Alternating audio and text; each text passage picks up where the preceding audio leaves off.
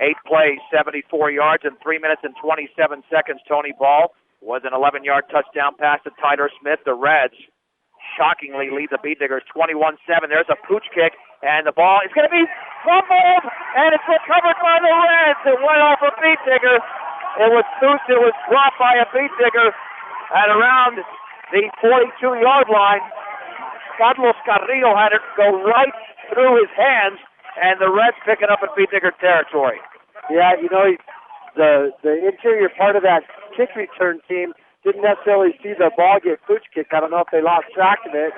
Carlos didn't. He ran clear over there to try to catch it. He had to run to the middle of the field to make the play, but, you know, he's an offensive lineman. He doesn't spend a lot of time catching the football, and the Eaton Reds caught the Diggers by surprise again. 1st and 10 for the Reds at the Beat Digger 45. This is the first half disaster for Brush. Eaton looking to extend a 2-touchdown lead. Ball is in a shotgun. Awaiting the snap. Back to throw. Plenty of time. Rolls. Throws over the middle. The pass is caught at the 42-yard line. A short gain of 3. Tackle was made over there by Trevor Blake. Tyler Bont makes the tackle. 2nd down and 7. That's one of the few positive defensive plays for the Beat Diggers.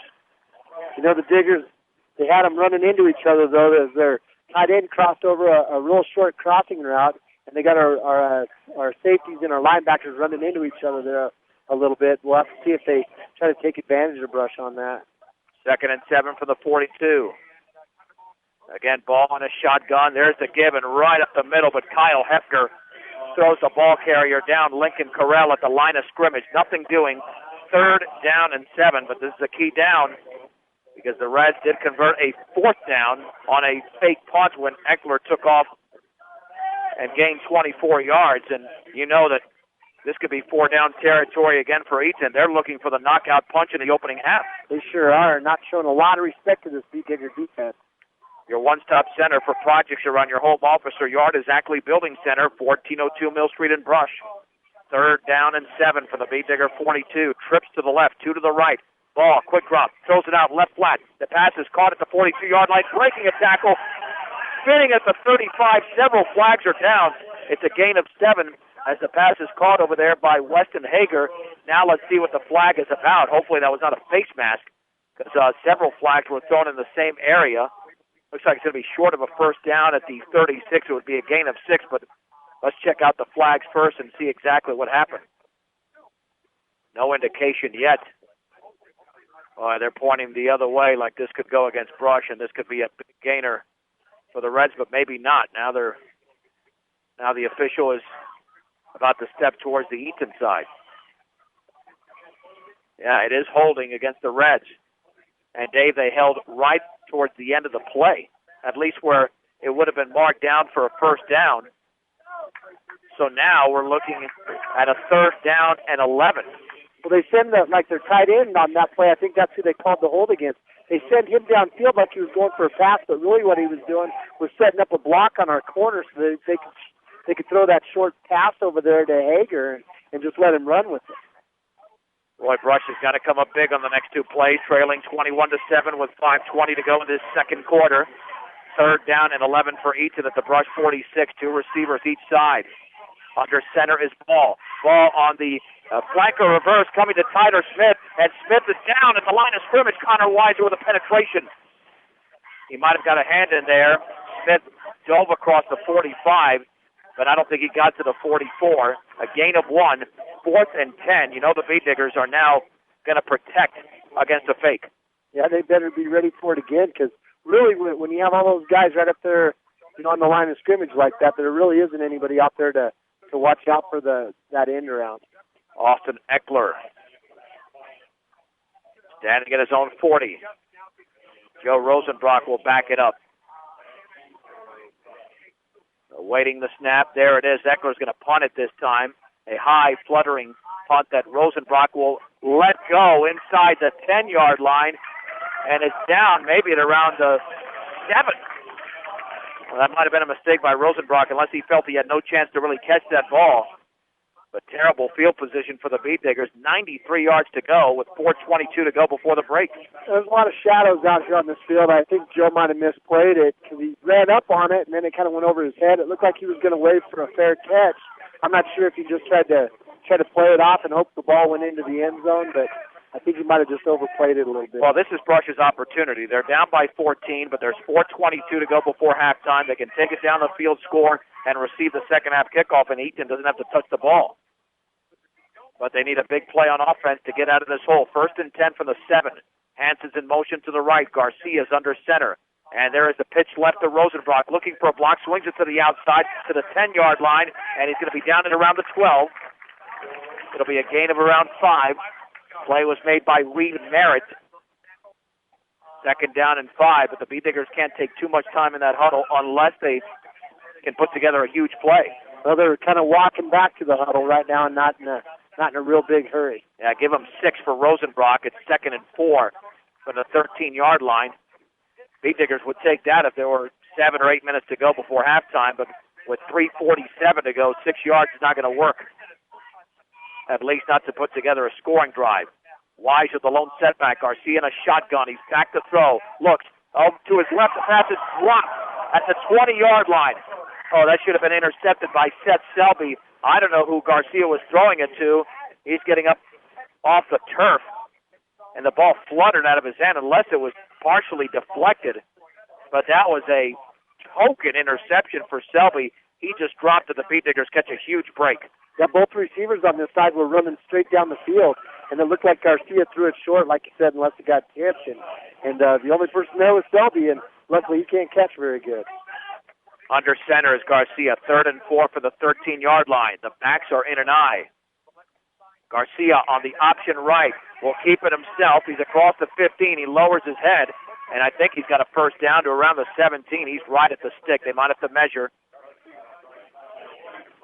And let's see where they'll mark it. They are stopping the clock with 3:20 to go. This is going to be very close. 18 yards for Garcia now on 2 carries, and Brush has gotten to that option a couple times, and it's worked well both times. It'll be a gain of 4, but did he get 4 and maybe an inch to get the first down? They'll bring out the sticks. I got to tell you, Dave, if it's 4th down and an inch, the Beat Diggers might actually go for it. I mean, I know they're back at their 17-yard line. They stretch the sticks out, and look how close that is. I mean, that is maybe an inch and a half. You could almost do a quarterback sneak here and get the first down. And Randy Dreitz, throughout his head coaching career, has been a risk taker. I know they're back at their 17, but you're down 21-7. You've had limited success stopping the Eaton offense. And if you have the talent that Brush does on offense, to pick up an inch should be a piece of cake, even if Eaton brings everybody. That's a definite gamble, and you can bet they're going to be bringing some people. It's just going to depend on where Coach Dreitz is feeling like he's got the most open space. You can bet they're going to go on a long count. 4th and about an inch to go for the Beat Diggers at their own 17.